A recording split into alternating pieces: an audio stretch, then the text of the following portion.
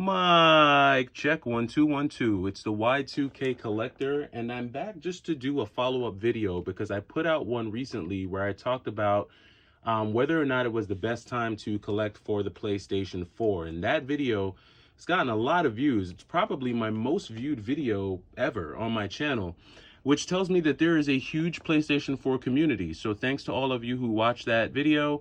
But I did look at some of the comments, and some of what I saw was comments around the PlayStation 4 and, being connected to the PS4 network and DLC, and how, a lot of the discs are just somewhat dongles, and they don't really contain a lot of the content.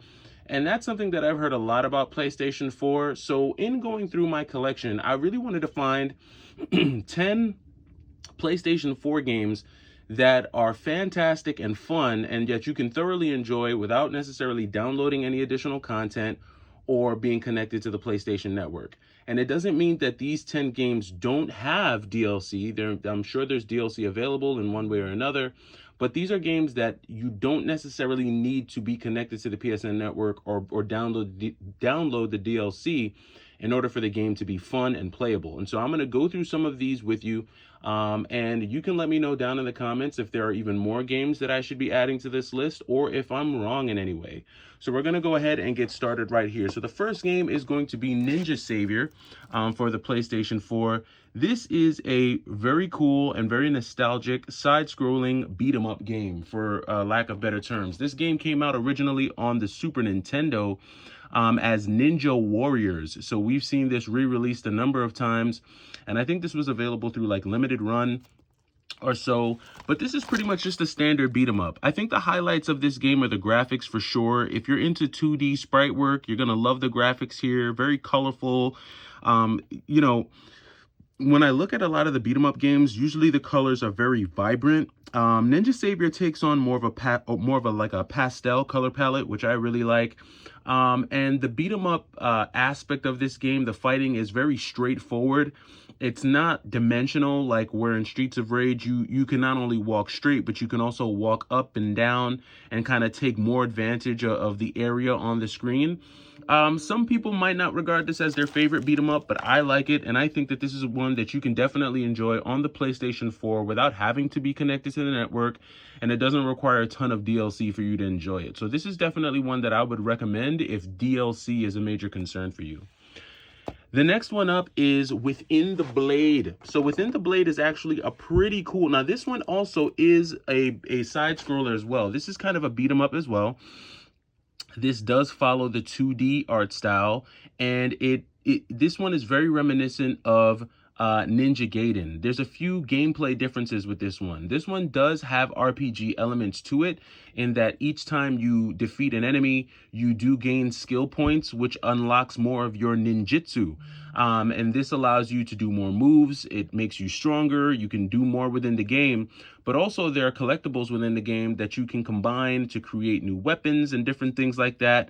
And then I think the highlight of this game is the ability that you have to go stealth mode. So there's somewhat of a hide and seek element to this game, where you can kind of go ninja mode and hide yourself from the enemies, which creates more options for you offensively and defensively. And I think that's what makes this game stand out. It's a really cool feature when you think about all the things that you can do in this game. And, they could have just made kind of like a remake of like Ninja Gaiden, and we've seen so many of those, but I do like the different aspects and features that they added to this one to make it unique and special in its own way. And again, no real DLC needed for this one. You can thoroughly enjoy this game just by popping the disc in and enjoying the game. So I definitely recommend Within the Blade. Here's one that we've all seen and are familiar with, Double Dragon Gaiden. So this one's pretty cool, and I'm sure that with this one, there might be a little bit more of a DLC option here with Double Dragon Gaiden. But you're probably going to notice a common trend with a lot of these games, in that they're 2D sprite-based games, and some of them are beat 'em up. So Double Dragon is definitely one. I like the genre of 2D beat 'em ups because they're just fun, easy to play. They don't require a lot of thought. I'm not having to like figure out a bunch of things. They're very straightforward and they're linear. So Double Dragon Gaiden, while it's not the best beat 'em up on the platform, it is a great take on the Double Dragon series. And if Double Dragon is something that you're familiar with, I grew up with Double Dragon, watching the cartoon and playing the games on the NES, Game Boy, and Super NES. Some of my favorite Double Dragon games are the ones that included Battletoads. Really like those. So Battletoads and Double Dragon, if you've never played that, check that out. But this is one that came out not that long ago. I want to say that this released last year. Very cool beat 'em up, a lot of action. Again, there may be some DLC on this one. This one is more of a newer one, but you can get the PS5 upgrade with this one as well. So if you don't have PlayStation 4, you can play it on the PlayStation 5. So this is a cool one. And a lot of these games I do have or have had on the Switch, and I've played them on the Switch or played their Switch counterparts. And when it comes to games like these, whether you play them on the PS4 or the Switch, they're pretty much the same thing because they're not large, expansive games. They're more like, you know, the smaller 2D sprite-based games. All right, next up, we have another beat 'em up for you. And this one is one that you may not have heard a ton about or have seen before, but this is Stranger Things 3. So I don't know how many of you watched the Stranger Things series, but I want to say it was probably either during the pandemic or sometime when the pandemic was at its height. We went on a Stranger Thing binge. Like, I mean, I binge watched all series because I had heard a lot about it, but I never took the time to actually watch Stranger Things. And when I did, I was like, yo, this show is hot. Like, this show is fire. It was super nostalgic. It took me back to like the 80s and 90s, everything about it, you know, all the mall scenes and the clothes that they wore, the music that they listened to. Super nostalgic, loved it. And season 3 was definitely a crazy season. I'm not going to ruin it for you. If you've never watched the Stranger Things series, you're definitely in for a treat. I would definitely recommend you watch it. But this game basically allows you to play through season 3. And this is really cool because this plays as somewhat of an isometric beat 'em up. It is 2-player. You can play up to 2-player co-op. And even if you don't have someone to play with you, you still have 2 players on the screen. You control one and the other one is controlled by the computer. And I kind of always like that because we're not always able to get our friends online to play with us. And sometimes if you're an only child, you may not have anyone else in the house to play games with you. So having the computer kind of work as an NPC in your favor, helping you to attack enemies is great. You can only unlock certain parts of the game once you unlock certain characters, the different characters that are in the game. But this is a very interesting take or a very interesting adaptation on a very cool series, bringing it to video games. This one is a little bit more pricey. You may not see this one that much on the PlayStation 4. I was looking for it on the Switch, but it's out of this world on the Switch. It's definitely over $100. Not sure how much it is on the PlayStation 4, but it is a little bit more expensive. So if you can find this one, definitely grab it. Some of these games I've kept sealed because I'm a collector. So I'm going to keep it sealed, and if I can download it and play it, I'm going to do that. So this one is one that I may keep sealed for sure. This is a fun one. Okay, here's another one that I don't think you're going to need a lot of DLC for, and this is Castlevania Requiem. So we've seen a few Castlevania games released. We've seen a few re-releases. We've seen the Castlevania Advanced Collection released. We've seen the Castlevania Collection released, a bunch of Castlevania releases.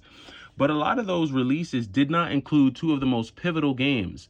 And that is Castlevania Dracula X, which was a great game that came out on the Super Nintendo.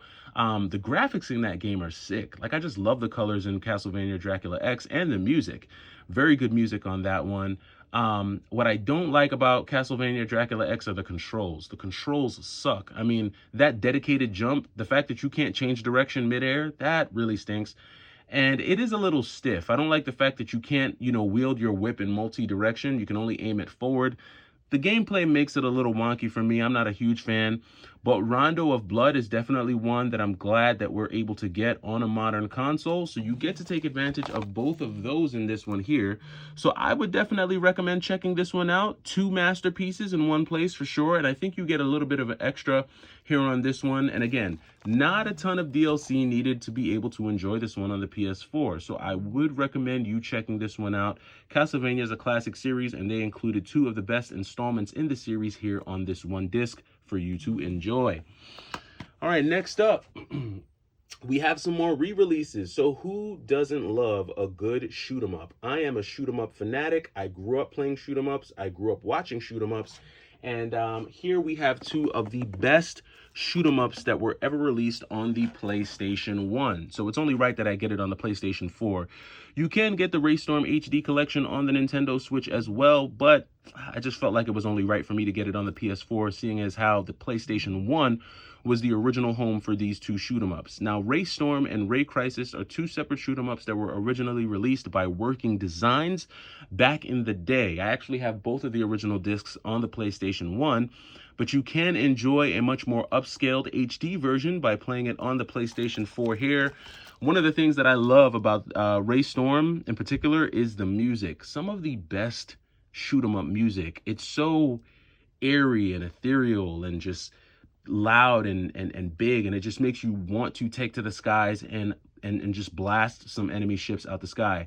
I'm a huge fan of the Raystorm Ray Crisis series. I've talked a lot about it on my channel. In fact, some of my very first videos were Let's Plays with me playing Raystorm like 2-3 years ago. So I'm a big fan of the Raystorm Ray Crisis series. They follow like this 2.5D style shoot 'em up graphical style. So if you like that, definitely check it out. They are top-down shooters, and just very, very interesting shoot 'em ups. I really like this. So if you're a fan of shoot 'em ups, definitely grab these two. Again, not a ton of DLC needed to enjoy both of these amazing games. These are ones that, or this one rather, is one that I would definitely recommend on the PlayStation 4. Check it out if you have not had a chance to. Okay, we got another one here. Deedlit and Wonder Labyrinth, right? So this is Record of Lodos. So this is Record of Lodos. I'm not going to spend a lot of time on this because this is pretty much just another take on a Metroidvania. This is pretty much a Castlevania clone. Without a lot of the backtracking. This is a very linear one. You have two different options to attack in this Metroidvania. You've got your sword, which is a more powerful attack. You've got your projectile arrow weapons, and you pretty much just go through the different levels, leveling up in very much a Castlevania Symphony of the Night style. If you're a fan of that genre and you like collecting games or buying games that kind of match that genre, Record of Lodos War is one that you'll want to add to the collection. It was tough to find on the Switch for a while, so I got it on the PS4, but then not long after, I was able to find it on the Switch.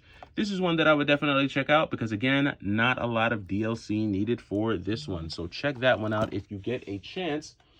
Then we have another one here. No real DLC needed for this one. Now, I really like this because I grew up in the arcades. I grew up playing fighting games competitively in the arcade store. And if you're like me, you're definitely going to want to pick this one up because it will be super nostalgic for you. You've got the Capcom Fighting Collection, which is home to some of the best Capcom fighting games we've ever seen, including Darkstalkers, the Darkstalkers series. You've got Vampire Savior here, Ultra Street Fighter 2, Red Earth. Now, that's the main reason why I picked this one up because I mean, there are other ways you can play Red Earth. There is a Capcom fighting compilation disc that came out on the PlayStation 2 that included Red Earth, if I'm not mistaken. But Red Earth was just always like, it was hard for me to find like the actual game itself for its original console. So Red Earth was the main reason why I picked this one up because I did want to check that one out. I have played this on the Switch as well, but it is home to a couple others that are hard to find as well, like Cyberbots. Cyberbots was never released in the States, if I'm not mistaken. I have Cyberbots on the Sega Saturn, but I believe it only was released in Japan. And Cyberbots is the main character that you'll recognize in Cyberbots is Jin Hayama. Jin was one of my favorite characters to play with in Marvel vs. Capcom 2. Love Jin.